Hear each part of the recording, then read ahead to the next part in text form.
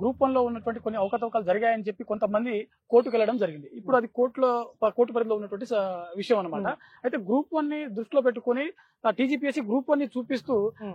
మిగిలిన group 2, group 3 కి సంబంధించిన ప్రాసెస్ ఏదైతే ఉందో అంటే నియామకాలు ఏదైతే ఉందో దాన్ని ఆపేసినటువంటి పరిస్థితి. ఉమ్. దీన్ని మీరు ఏ విధంగా చూస్తున్నారు? ఇది ముమ్మాటికి తప్పు. వాస్తవానికి ఈ నియామకాలు అపాయింట్మెంట్ ఆర్డర్లు తొందరగా ఇచ్చినట్టయితే ఇంకొక ప్రభుత్వానికి ఒక వెసులుబాటు ఉంటుంది. నెక్స్ట్ నోటిఫికేషన్ ఏం చేయాలని ఒక ఆలోచించడానికి ఒక అవకాశం ఉంటుంది.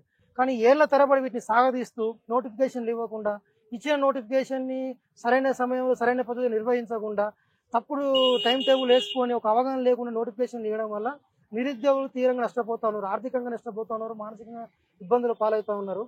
ఇది ఏవైతే ఇప్పుడు గ్రూప్ 1 కాకుండా గ్రూప్ 2, 3, గ్రూప్ 4 మిగిలిన ఆల్రెడీ జైలు అయినట్టు ఉంది. మిగిలిన నోటిఫికేషన్లు ఏవైతే ఉన్నాయో తొందరగా వాళ్ళకి అపాయింట్మెంట్ ఆర్డర్ ఇచ్చి వాళ్ళని విధుల్లో కనుక తీసుకున్నట్టయితే ప్రభుత్వానికి కూడా నెక్స్ట్ నోటిఫికేషన్ ఒక వెసులుబాటు ఉంటుంది.